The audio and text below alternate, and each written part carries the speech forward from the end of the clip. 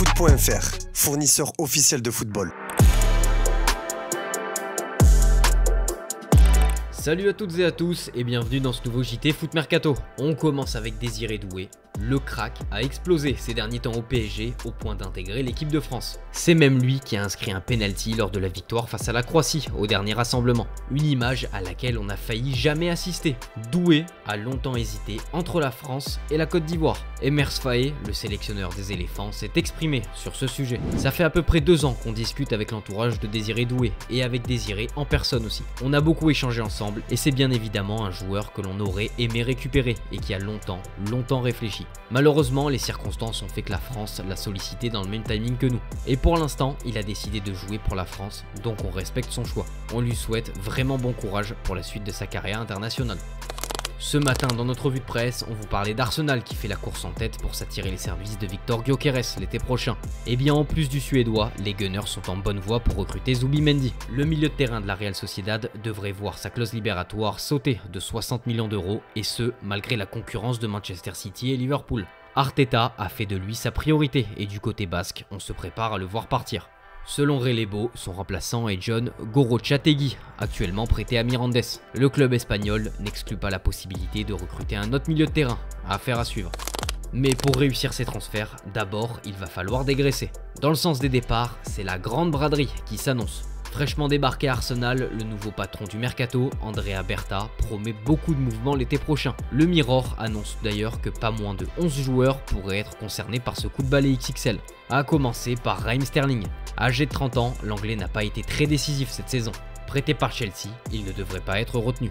Idem en ce qui concerne le gardien remplaçant Neto, bientôt de retour à Bournemouth. Viennent ensuite les stars dont le contrat expirera au 30 juin, Thomas Partey, Jorginho, Kieran Tierney. Le deuxième est désiré par Flamengo, quant au troisième, un retour au Celtic est annoncé. Zinchenko pourrait aussi s'en aller en cas de belle offre, lui qui n'a plus qu'1 an de contrat. Lié aux Gunners jusqu'en 2028, le défenseur polonais Jakub Kiwior pourrait aussi s'en aller en Italie ou à l'OM. Le latéral, Nuno Tavares, devrait être acheté par la Lazio contre 9 millions d'euros et Séville a une option d'achat de 12 millions d'euros pour le milieu Lokonga, mais tentera de négocier un prix à la baisse. Et enfin, Reiss Nelson et Fabio Vieira reviendront sans doute de leur prêt, mais seront invités à partir. Vous l'avez compris, un gros dégraissage est attendu. Dans l'immédiat en tout cas, Arteta est touché par une terrible nouvelle. À l'approche du match de Ligue des Champions face au Real Madrid, Arsenal va devoir faire sans son défenseur, Gabriel. Sorti en cours de jeu lors de la victoire d'Arsenal face à Fulham mardi, l'ancien défenseur du LOSC souffre d'une blessure aux ischio-jambiers et va devoir se faire opérer. Il ne sera pas de retour sur les terrains avant le début de saison prochaine, comme indiqué par le club dans un communiqué. À Manchester City, cette saison sonne comme la fin d'un cycle. Éliminé en Ligue des Champions, écarté du titre en Première Ligue, City connaît l'une de ses pires saisons des dernières années. Kevin De Bruyne est le symbole de ce fiasco. À 33 ans et en fin de contrat en juin, le milieu de terrain belge arrive à la fin de son histoire avec les pensionnaires de l'Etihad. Son club le pousse vers la sortie et KDB a l'embarras du choix puisque River Plate, Galatasaray, Fenerbahçe ou encore le San Diego FC sont intéressés. L'Arabie Saoudite le suit de longue date et De Bruyne avait reconnu ne pas être insensible au salaire XXL proposé par le pays du Golfe. Et selon nos informations, le Neom SC pousse pour le recruter. L'écurie de D2 saoudienne, qui s'était déjà offert les services de Benrahma, veut tenter de refaire un gros coup. Le club discute très sérieusement avec De Bruyne, qui n'est pas fermé. Le club est bien parti pour monter en première division, de quoi donner un argument supplémentaire au club pour le faire venir. Le Barça a éliminé l'Atlético de Madrid 1-0 en Coupe du Roi et rejoint le Real Madrid en finale. Masterclass de Pedri qui s'est vu être ovationné par les supporters adverses. Ferran Torres a été aussi très en vue, auteur du seul but de la qualification. Il présente un bilan de 16 buts en 35 rencontres, toutes compétitions confondues, et ce, malgré son statut de remplaçant.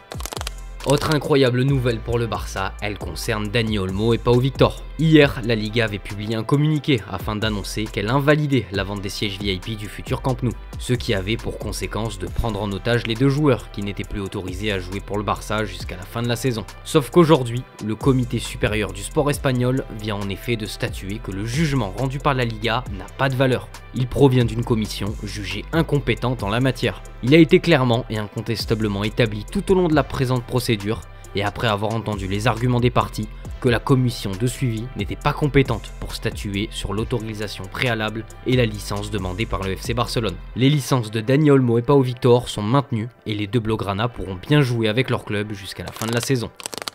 À l'Atlético de Madrid, la soirée a tourné au cauchemar. Le club se dirige tout droit vers une saison blanche. La presse espagnole s'est penchée sur les raisons de cet échec et c'est Antoine Griezmann qui a été désigné coupable.